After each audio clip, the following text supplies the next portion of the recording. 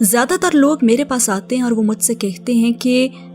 ہمیں یقین ہے کہ اللہ ہمیں وہی دے گا جس کے لیے ہم دعا کر رہے ہیں، لیکن کبھی بھی کسی نے یہ نہیں کہا کہ مجھے یقین ہے کہ اگر وہ نہ بھی ملا جو میں مانگ رہا ہوں تب بھی میں جانتا ہوں کہ اس میں اللہ کی کوئی حکمت ہوگی۔ تو میں ہمیشہ سوچتی ہوں کہ یہ کیسا یقین ہے کہ جب چیزیں ہمارے حق میں ہوتی ہیں تو ہم اللہ کی تعریف کرتے ہیں، بلکہ کبھی کبھار تو ہم یہ کرنا بھی بھول جاتے ہیں، اور جب چیزیں ہماری مرضی کے مطابق نہیں ہوتی تو ہم اپنی قسمت کو اور قسمت لکھنے والے کو ہم عجیب عجیب باتیں کرنے لگ جاتے ہیں نا، یہ سوچے بغیر کہ ہم کس کے بارے میں کیا بات کر رہے ہیں۔ جو نہیں ہوا یا جو نہیں ملا اس میں ہمارا نقصان ہو، اسی لیے تو اللہ نے ہمیں اس سے دور کر دیا ہے، اور ہم یہ سوچے بنا ہی کہنے لگتے ہیں کہ اللہ نے تو ہماری نہیں سنی اور وہ چیز مجھے نہیں ملی۔ ارے یہ کیسا ایمان ہے جس میں آپ اللہ پہ صرف اس وقت تک یقین رکھتے ہیں جب تک وہ آپ کو آپ کی خواہشات دیتا رہتا ہے، اور جس لمحے وہ ایک بار بھی آپ کو وہ چیز نہ دے جو آپ چاہتے ہیں تو آپ اس کی بار بار دی گئی نعمتوں کو بھی جھٹلا دیتے ہیں اور آپ ناشکری کرنے لگتے ہیں، اور اس مقام پہ آ کر آپ کا ایمان تو اچانک سے ختم ہو جاتا ہے۔ اگر آپ اللہ پہ صرف اس وقت بھروسہ رکھتے ہیں جب سب کچھ آپ کے مطابق ہو تو آپ صرف اور صرف خود کو پاگل بنا رہے ہیں، کیونکہ آپ یقین نہیں رکھتے، آپ اللہ پہ یقین نہیں رکھتے۔ اگر آپ اللہ کے فیصلوں پر یقین نہیں رکھتے، آپ اللہ پہ یقین نہیں رکھتے، اگر آپ اسے قبول نہیں کرتے جو اللہ نے آپ کو دیا ہے اور جو اللہ نے آپ سے لیا ہے، آپ اللہ پہ یقین نہیں رکھتے اگر اللہ آپ کو اس چیز سے بچا لے جو آپ کو شدت سے چاہیے تھی، اور پھر اس پر اللہ کا شکر ادا کرنے کے بجائے آپ ناشکری کرنے لگ جائیں۔ یہ کہنا کہ میں اللہ کو مانتا ہوں بس تب تک ہی آسان ہوتا ہے جب تک اللہ کی ماننی نہیں پڑتی۔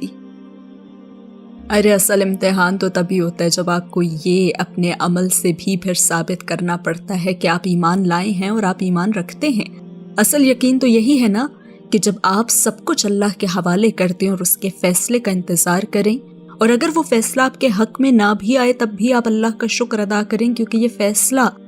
اللہ کے مطابق آیا ہے، اور جو فیصلہ اللہ کی رضا کے مطابق ہو وہ تو کبھی بھی آپ کو خسارے میں نہیں رکھے گا۔ سوچیں اگر اللہ آپ کی حفاظت کرنا چھوڑ دے اور آپ کو ہر وہ چیز دینا شروع کر دے جو آپ چاہتے ہیں، پھر وہ آپ کے لیے اچھی ہو یا بری، تو پھر آپ کا کیا حال ہوگا؟ کیا حال ہوگا اگر اللہ آپ کی حفاظت کرنا چھوڑ دے اور آپ کو ہر وہ چیز دینا شروع کر دے جو آپ چاہتے ہیں، چاہے وہ آپ کے لیے اچھی ہو یا بری؟ تو اللہ کی رضا سے ملی ہوئی چیز کبھی بھی اتنی تکلیف نہیں دیتی جتنی اللہ کی رضا کے بغیر ملی ہوئی چیز دیتی ہے۔ فرض کریں کہ آپ اللہ سے کسی چیز کی ضد کریں، اور ایسی چیز کی ضد جو آپ کے لیے اچھی ہی نہ ہو، اور اللہ آپ کو اس کی حقیقت بار بار دکھا چکا ہو، لیکن پھر بھی آپ وہی مانگیں، اسی کے پیچھے بھاگیں، اور پھر فرض کریں کہ اللہ آپ کو وہ چیز دے بھی دے آپ کی ضد کی وجہ سے، تو کیا ہوگی آپ کی زندگی اس چیز کے ساتھ پھر؟ اور اگر آگے زندگی میں اس چیز کے ساتھ رہنا مشکل ہو گیا جو کہ ہونا ہی ہونا ہے، تو پھر کس منہ سے اللہ سے کہیں گے کہ اس چیز سے میری جان چھڑا دیں؟ کس منہ سے اللہ سے ہم یہ کہیں گے کہ کیوں ہم اتنے ناخوش ہیں؟ اور کس منہ سے اللہ سے یہ کہیں گے کہ ہم نے تو سوچا تھا کہ اس چیز کے مل جانے سے ہم سکون میں رہیں گے؟ ہم پھر تب یہ نہیں کہہ سکتے کیونکہ وہ چیز تو ہمارا خود کا ہی انتخاب تھی۔ اللہ ہمیں ہمیشہ دو راستے دکھاتا ہے، ایک بہتری کا راستہ اور ایک برائی کا راستہ، اور پھر اللہ ہمیں بتاتا ہے کہ ان میں سے کون سا راستہ ہمارے لیے صحیح ہے، اور یہ بتانے کے لیے وہ ہمیں کبھی توڑتا ہے، کبھی آزماتا ہے، اور کبھی کبھی ساری حقیقتیں ہم پہ کھول کر ہمیں نشانیاں دکھاتا ہے۔ لیکن فیصلہ ہمیشہ ہم نے کرنا ہوتا ہے کہ ہم نے کسے چننا ہے، اور پھر جب ہم غلط راستہ چنتے ہیں تو وہ ہم اپنی بے وقوفیوں کی وجہ سے ہی چنتے ہیں، پھر ہم اللہ کو بلیم نہیں کر سکتے، کیونکہ اللہ نے تو ہمیں اچھائی کا اور برائی کا دونوں راستے دکھا دیے اور فیصلہ ہم پہ چھوڑ دیا۔ تو اب ہم یہ نہیں کہہ سکتے کہ اللہ میں ہی کیوں، کیونکہ آپ نے خود ہی خود کو چنا ہے، آپ نے خود ہی فیصلہ کیا ہے کہ آپ کو تکلیف میں رہنا ہے، آپ نے خود ہی یہ طوفان اپنی طرف موڑا ہے، تو پھر آپ کو وہ برداشت کرنا ہی کرنا پڑتا ہے، کیونکہ آپ کے پاس پھر تب کوئی اور راستہ نہیں بچتا۔ تو اس سے پہلے کہ آپ کے پاس کوئی راستہ نہ بچے، اللہ کے راستے کو بچا لیں۔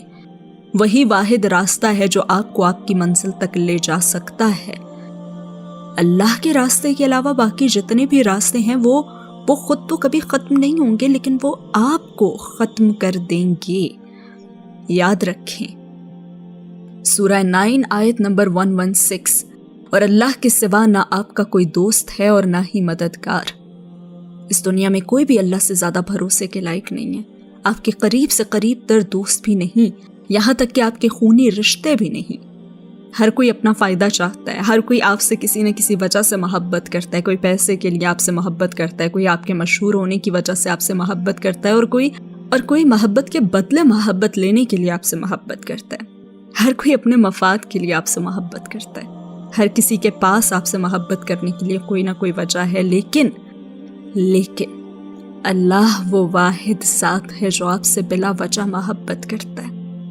وہ واحد ذات ہے جو آپ سے بے غرض محبت کرتا ہے۔ اللہ کو آپ سے کچھ نہیں چاہیے، وہ محبت ہے اور اس نے محبت کرتے رہنا ہے، پھر چاہے آپ پلٹ کر اسے محبت دیں یا نہ دیں۔ یہی تو اس کی بڑائی ہے کہ وہ رشتوں میں اور جذبوں میں نفع و نقصان نہیں سوچتا۔ اسے آپ سے کوئی بھی فائدہ نہیں چاہیے، نہ ہی اسے آپ سے کوئی فائدہ ہے، اور اگر آپ اس سے محبت نہیں کرتے تو اسے اس سے کوئی نقصان بھی نہیں ہے۔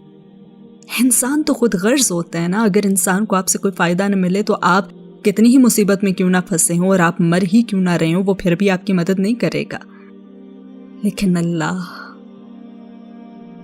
اللہ تو ہم سے محبت کرتا ہے اور وہ ہر لالچ سے پاک ہے، اور یہی وجہ ہے کہ جب ہم اللہ کو چھوڑ کر لوگوں پہ بھروسہ کرنے لگتے ہیں نا تو وہ لوگ پھر ہمیں توڑ دیتے ہیں۔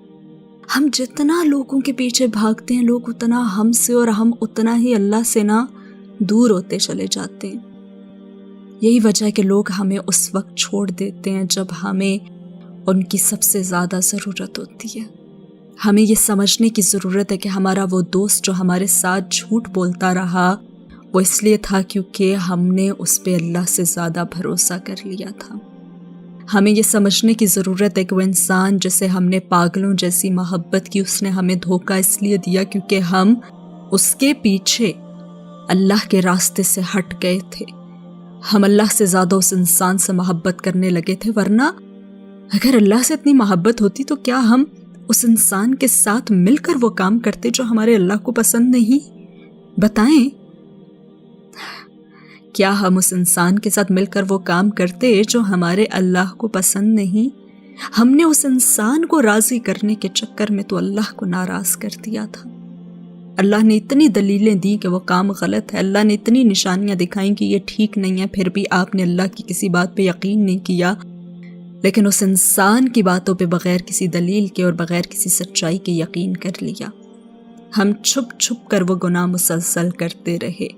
ہم نے سوچا کہ دنیا سے پوشیدہ ہیں، لیکن ہم یہ بھول گئے کہ ہم دنیا بنانے والے سے بے نقاب ہیں۔ ہم نے سوچا کہ کوئی بھی ہمیں دیکھ نہیں رہا، لیکن ہم بھول گئے کہ وہ تو دیکھ رہا ہے، جس نے ہمیں دیکھنے کی صلاحیت دی ہے وہ تو دیکھ رہا ہے نا جس نے ہمیں دیکھنے کی صلاحیت دی ہے۔